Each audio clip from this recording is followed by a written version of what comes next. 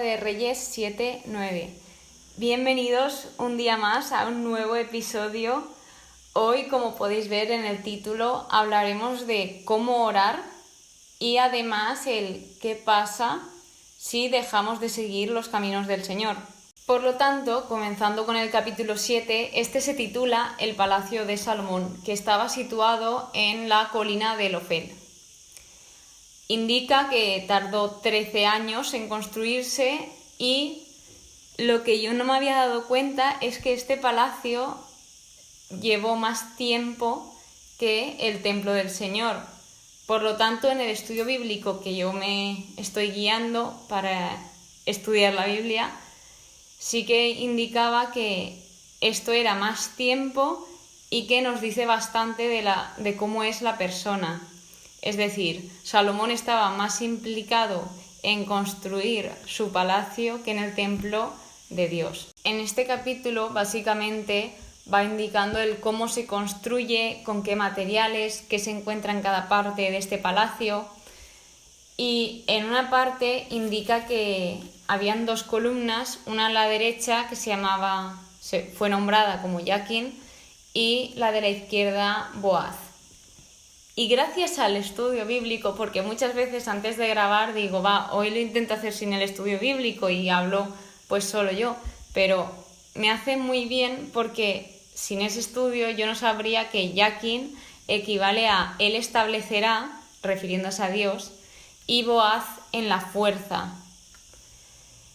Muchas personas pensaban que los significados de estas dos columnas era la de Yaquín, la columna de fuego, que si echamos un vistazo atrás en Éxodo, cuando los israelitas salen de Egipto, Dios les acompañaba durante todo el camino en forma de nube, que esta simbolizaría la columna de la izquierda, y durante la noche como columna de fuego para alumbrarlos en el camino. Entonces, muchas personas piensan que estas columnas fueron para recordar la presencia de Dios, que Dios estaba allí presente en ese templo. Esto es como curiosidad, pero sí que es verdad que los significados no los hubiese sabido porque en la Biblia no están, si no hubiese sido por ese estudio, que recuerdo que yo lo miro en Enduring Word o Blue Letter Bible. Continuando con el capítulo 8, se titula El traslado del Arca de la Alianza, aunque este capítulo es muy largo, pero conforme os vaya comentando lo que más me llamó la atención, vais a ver cómo vale la pena y tiene un aprendizaje inmenso.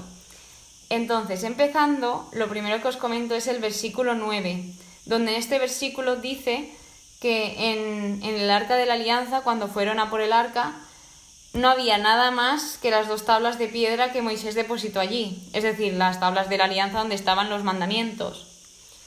Y en este estudio bíblico que os comentaba, indicaba que antes en el arca solía estar una olla de oro que tenía maná, esto se encuentra en Éxodo capítulo 16, versículo 33, la vara de Aarón que reverdeció en Números capítulo 17, versículos del 6 al 11, y por último también estaban las tablas de pacto, que era lo único que se mantenía en ese día, que esto lo indica en Éxodo capítulo 25, versículo 16. Por lo tanto, sabemos lo que había antes en el arca y ahora mismo solo estaban las tablas. No se sabe qué se había hecho con las otras 2 cosas. Por lo tanto, seguidamente indica de nuevo a esta nube, que os he comentado un poco antes lo que significaba, y dice que la gloria de Yahvé llenaba el templo de Yahvé. Es decir, esta nube se supone que es donde habitaba Dios y se le solía llamar Shekinah, no sé si lo he pronunciado bien, que significaba nube de gloria. Entonces, el templo era el lugar que tenían los israelitas o las personas de encuentro con Dios. Sí que es verdad que te podrías encontrar con él en cualquier parte, pero el templo era como un encuentro más especial porque estaba hecho para ello. Pero aún así no es ninguna excusa no, es que Dios está en todos lados. también tienes que ir al templo porque los templos están hechos para que tú mejores tu relación con Dios y para estar en presencia, en mejor presencia de Dios. Ahora viene un discurso de Salomón al pueblo, donde aquí indica en los versículos 15 y 20 que Dios cumple lo que promete. En el versículo 16 nos deja claro que Dios elige, porque va diciendo, no elegí, no elegí, o he elegido, y he elegido, es decir, que Dios sabe muy bien lo que elige y lo que no elige. Además, también en este discurso, Salomón recuerda a Éxodo, es decir, recuerda de dónde vienen y reconoce la obra de Dios, reconoce que todo lo que se ha realizado es obra de Dios. De modo que ahora se pasa a responder la primera pregunta del título de este episodio, que es ¿cómo orar? Y os la voy a responder primeramente comentando la oración personal que hace Salomón en este capítulo. He de comentar que es una oración bastante extensa. Yo voy a destacar las partes que más me han llamado la atención, pero de verdad que recomiendo que la leáis porque yo creo que no se le escapa nada y nos puede servir de guía para mejorar nuestras oraciones o para darnos cuenta de cómo estamos orando y cómo se oraba, o hay muchos propósitos en esta oración. Entonces, primeramente nos dice el cómo qué postura coge él para orar. Y es ante el altar, arrodillado y extendió las manos al cielo. Arrodillado no lo indica al principio de ese versículo, pero sí que después indica que él estaba arrodillado, aunque no se sabe si al principio estaba de pie y durante la oración él cayó arrodillado ante el Señor. Por lo tanto, antes de continuar, el extender las manos al cielo, esto es del Antiguo Testamento y era bastante típico, bastante usual, porque esto era un gesto de redención, apertura y recepción hacia Dios. Que esto se sigue haciendo, las manos extendidas hacia el cielo o las manos abiertas, como lo queráis ver. Entonces, primeramente en el versículo 23 ya empieza Salomón diciendo que no hay Dios como Yahvé. Y aquí empieza a describir cómo es Dios, que por ejemplo en el versículo 24 deja claro que Dios mantiene sus promesas. Y más tarde, en el versículo 27, habla sobre la presencia de Dios, que esta es muy grande, que no se puede resumir solo a estar en el templo, como os comentaba antes, que la presencia es inmensa, esa presencia de Dios. Más tarde, esto lo dice varias veces y lo repite a lo largo de toda la oración, dice: escucha el clamor y la plegaria que tu siervo entona hoy en tu presencia. Al igual que dice, escucha las súplicas que tu siervo y tu pueblo entonen en adelante en dirección a este lugar. Se pasa mucha parte de la oración pidiendo a Dios que escuche a su pueblo. Y después también empieza en varios párrafos poniendo en situación. Por ejemplo, cuando tu pueblo Israel haya sido derrotado por un enemigo por haber pecado contra ti, y prosigue. Luego, cuando por haber pecado contra ti los cielos se cierren y deje de haber lluvia, y así continúa todo. Es decir, va poniendo en situación y pide a Dios por cada situación, porque sabe que el hombre es muy débil y ya sabe de sus antepasados todos los errores que ha cometido el pueblo. Y he de destacar que si no había lluvia, no había comida. Esto, digo, lo comento o no lo comento, pero yo creo que es importante el decirlo. También habla de cuando haya plagas y que por favor que los escuche, que también los perdone, que perdone al pueblo etc. En el versículo 32 dice: interven y juzga a tus siervos. Esto es decir, en el caso de que hubiese una disputa y hubiese que decidir, se llevarían al templo y Dios juzgaría, porque solo Dios puede juzgarnos. Esto lo tenemos que tener muy claro, ya que hasta Salomón dijo que solo Dios conocía el corazón de las personas y que Dios era el único que conoce el corazón de los hijos de los hombres. Es decir, si hacemos un poco de memoria, en el libro de Samuel indicaba que los hombres no ven lo que Dios ve. Los hombres ven las apariencias y Dios ve el corazón. Por lo tanto, aquí Salomón hizo muy bien de dejar en manos de Dios el juzgar, porque nosotros, los hombres, siempre vamos a verlo de fuera, y además es que es imposible conocer el corazón de otros hombres. Por mucho que nos abran su corazón y nos cuenten, tú no sabes la historia que lleva detrás cada persona. Tú puedes saber un 5% de la historia, aunque te lo cuente todo, pero tú nunca sabes el cómo se ha sentido esa persona en todo momento, de dónde viene, todo lo que lleva detrás, el que ha hecho que esa persona tome las decisiones que ha tomado a lo largo de su vida. Es decir, intentemos no juzgar, porque cada persona es un mundo y cada persona ha pasado por una serie de situaciones. En lugar de juzgar, intentemos comprender a los demás e intentemos ayudarlos. En vez de juzgar, o si ves que no puedes ni hacer eso porque para ti esa persona es muy mala, intenta orar por esa persona para que Dios actúe en ella y que abra a esa persona su corazón hacia Dios.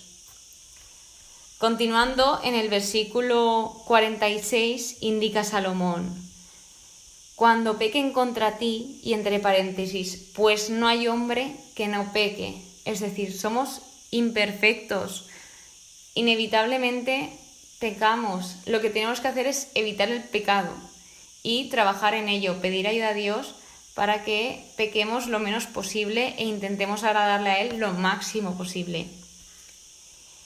Y en el versículo 56 nos deja bastante aprendizaje, que es primero, Dios nos da descanso. La importancia de descansar, por favor, es muy importante. Yo soy la primera que hace poco Dios me dio esta lección y muy fuerte. Luego, Dios no falla ni una de sus palabras y Dios es bueno.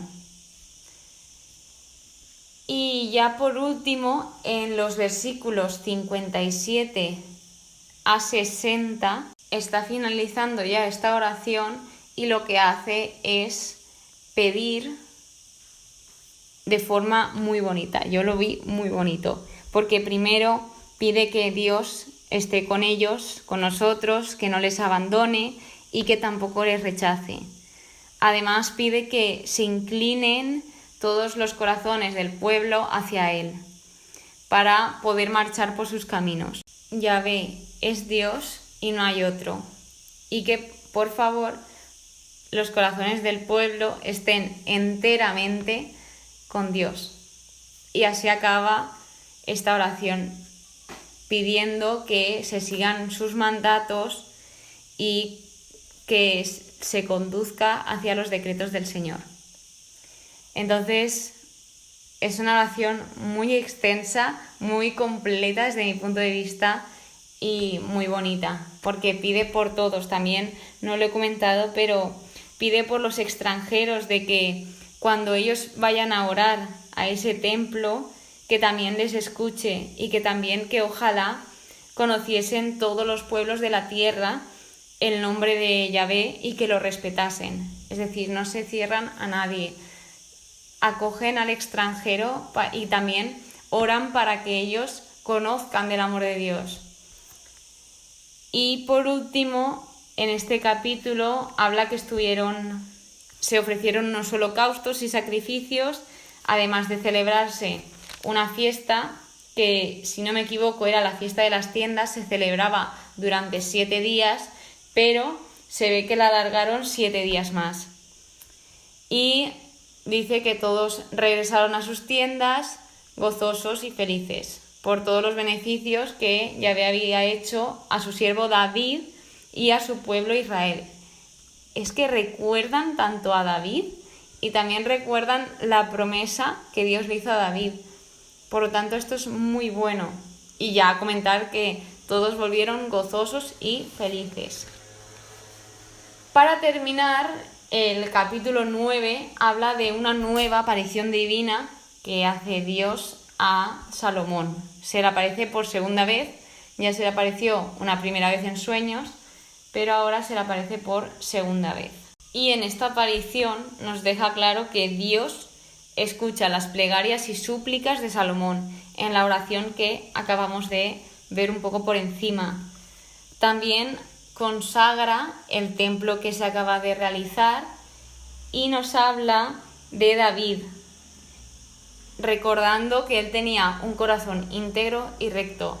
Imaginaos, es que de verdad que el amor de Dios es de otro mundo, es inexplicable, porque imagínate que Dios le hable de ti a otras personas. ¿Cómo debe de ser eso? Imagínate lo bien que sirvió David a Dios y lo fiel que fue. Obviamente tuvo sus fallos, como todos, pero es que, como he dicho, no hay hombre que no peque y no todos somos perfectos. Mientras nos arrepintamos de todo corazón a Dios, no pasa nada. Recordemos que Dios es misericordioso y que su misericordia es enorme. Y ya continuando, la segunda parte, la segunda pregunta de este episodio, del título, voy a formularla un poco parecida. ¿Qué pasa si desobedecemos al Señor o dejamos de seguir sus indicaciones? En este capítulo, Dios le deja muy claro a Salomón de nuevo, porque esto ya se lo ha repetido veces antes, el qué pasa si tú caminas por los senderos del Señor y qué pasa si tú te desvías de esos senderos. Y todo lo hace para nuestro bien. Y Él ya nos dice lo que va a pasar. Es que ahí está el asunto, en que tú ya sabes, si voy por este camino me pasa esto, pero si voy por el otro me pasa lo otro. Entonces, os lo voy a leer porque esto se sigue repitiendo hoy en día. Dice el versículo 6 dice: pero si vosotros y vuestros hijos dejáis de ir tras de mí y no guardáis los mandatos y decretos que os he dado y vais a servir a otros dioses, postrándoos ante ellos, arrancaré a Israel de la superficie de la tierra que les di. Retiraré de mi presencia el templo que he consagrado a mi nombre, e Israel se convertirá en ejemplo y escarnio entre todos los pueblos. Y todos los que pasen ante este templo, que debía ser sublime, quedarán estupefactos y silbarán diciendo: ¿por qué ha actuado Yahvé de este modo con esta tierra y este templo? Y responderán: porque abandonaron a Yahvé su Dios, que había sacado a sus padres de la tierra de Egipto, abrazaron a otros dioses, se postraron ante ellos y les rindieron culto. Por eso ha hecho venir Yahvé sobre ellos todo este mal. Es decir, un poco recapitulando todo esto, cuando Dios nos advierte de qué va a pasar, que luego no nos sorprenda cuando nos vienen todas las cosas, tanto sean buenas como sean malas. Dios nos deja claro el qué debes de hacer para que pasen cosas buenas y para que todo te vaya bien, y qué no debes de hacer. Tú eres quien elige eso. Entonces luego, si tú, como pasó aquí, no haces caso y eliges ir por el sendero que no lleva a nada bueno, luego cuando pasen estas cosas, que no te extrañe, porque has sido tú mismo el que has elegido sabiendo las consecuencias de un camino y las consecuencias de otro. Por lo tanto, sé que esto es un poco extenso, sé que es una pregunta muy difícil de explicar y también muy difícil de entender. A mí me costó muchos años. Aquí le explica de una forma, a lo largo de la Biblia también lo explica ya en otros capítulos y episodios grabados en el podcast. Lo hemos explicado y de diferente forma, porque al final en cada situación aparece de manera diferente. Por lo tanto, bueno, si no lo entendéis ahora, no pasa nada. Dios os dará esa sabiduría cuando Él vea oportuno y ya veréis cómo todo tiene sentido. Por último, no lo he dicho, pero respecto a estos versículos, Dios es que también promete corregir la desobediencia de Israel. Realmente no estaba llevando mal, sino les estaba llevando diferentes situaciones que les hiciesen corregirse, porque Dios conoce el corazón de cada uno. Entonces, Él sabe qué situación le va a hacer corregir el corazón. No me quiero extender mucho, pero por ejemplo en mi testimonio, si a mí a lo mejor no me hubiese pasado lo que me pasó de llegar hasta tal punto que estuve a punto de entrar en depresión, a lo mejor yo nunca hubiese conocido al Señor. O si no me hubiesen pasado una serie de situaciones, nunca hubiese llegado al Señor. Entonces Él sabe lo que hace y luego recordemos que todas las cosas nos ayudan para bien. Para finalizar este episodio nos indica que Salomón tardó 20 años en construir las 2 residencias y el palacio real. Y que 3 veces al año Salomón ofrecía holocaustos y sacrificios de comunión. Para terminar este episodio me quedo con esa oración y sobre todo el que Dios contestó la oración de Salomón. Dios contesta nuestras oraciones tarde o temprano, como veis en esta... Bueno, realmente no indica el tiempo, pero sale seguida, conforme hace la oración, enseguida ya al acabar de construir el templo, Yahvé le habla. Y ese ha sido el capítulo de hoy. Sé que ha sido muy intenso porque estos 2 últimos capítulos sobre todo son muy intensos, pero espero que por lo menos hayáis aprendido algo nuevo. Muchísimas gracias por escucharme un día más. Espero que todo vaya bien y que paséis muy buen día. Que Dios os bendiga.